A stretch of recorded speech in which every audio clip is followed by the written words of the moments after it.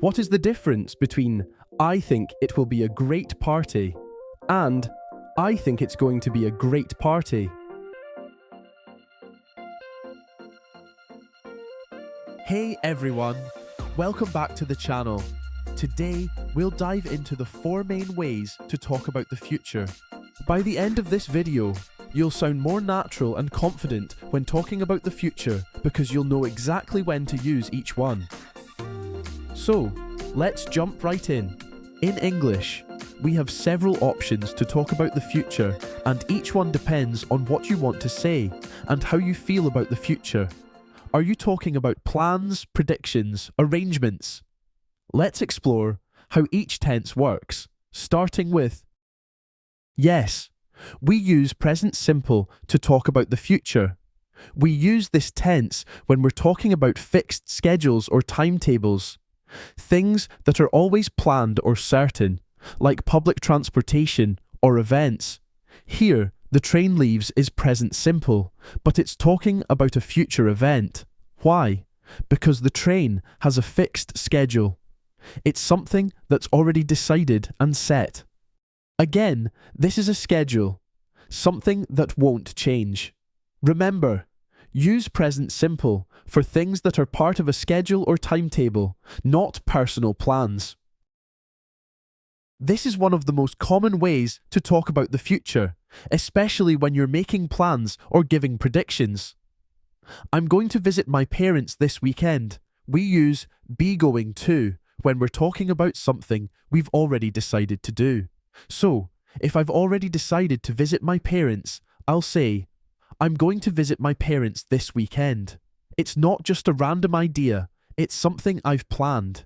We also use be going to for predictions, especially when we have evidence.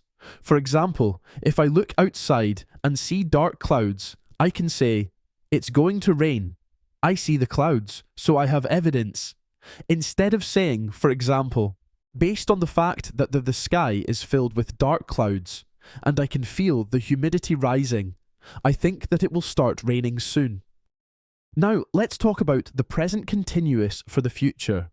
We use this tense when we're talking about future arrangements, things that are planned, often with other people.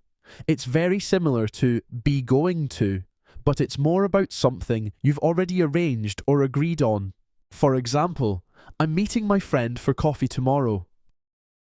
This isn't just a plan I thought about. It's something I've arranged with my friend.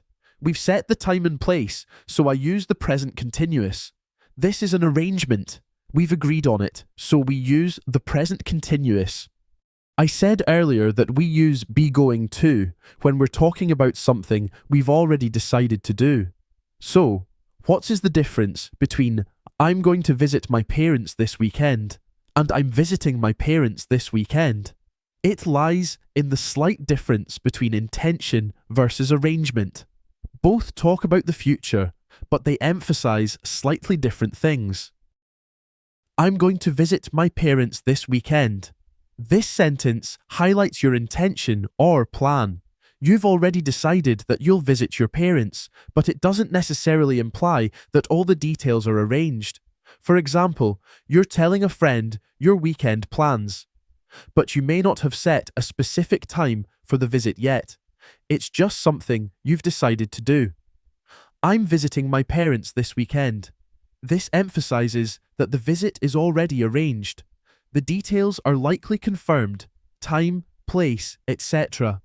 And the visit is seen as something that will definitely happen. For example, you've already spoken to your parents, maybe set a time, and the visit is fixed in your schedule. Finally, we have the future simple.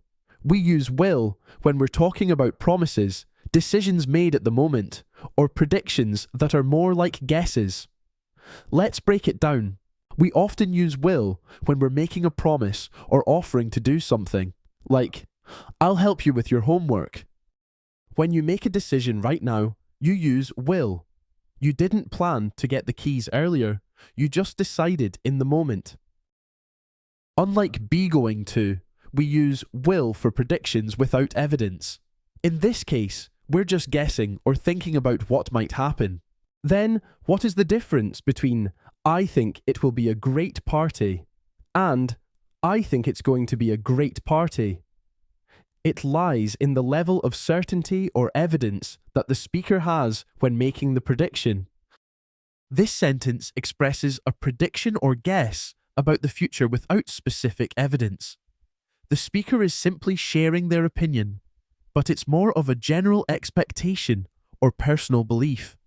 For example, you've been invited to a party, and based on what you know about the host, you expect it to be fun, but you haven't seen any signs or concrete details about what will make it great. However, this sentence suggests that the speaker has some evidence or reason for making the prediction. It's still a prediction, but there's a sense that it's based on something they've observed or know. For example, you've seen the party setup, or you know the DJ or organizer is excellent, so you have evidence to believe that the party will be a success.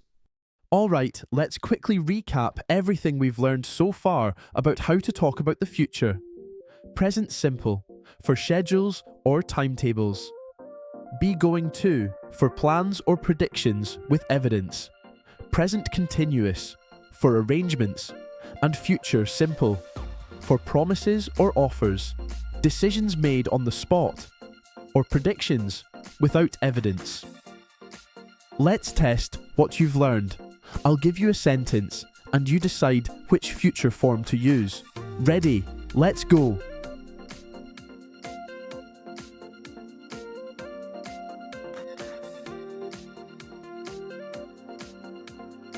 It's going to rain. This is a prediction. With evidence.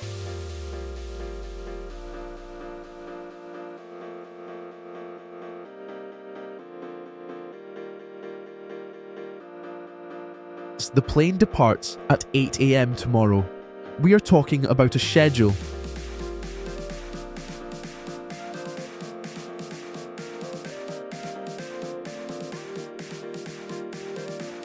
I will help you carry those bags. In this case, we are making an offer.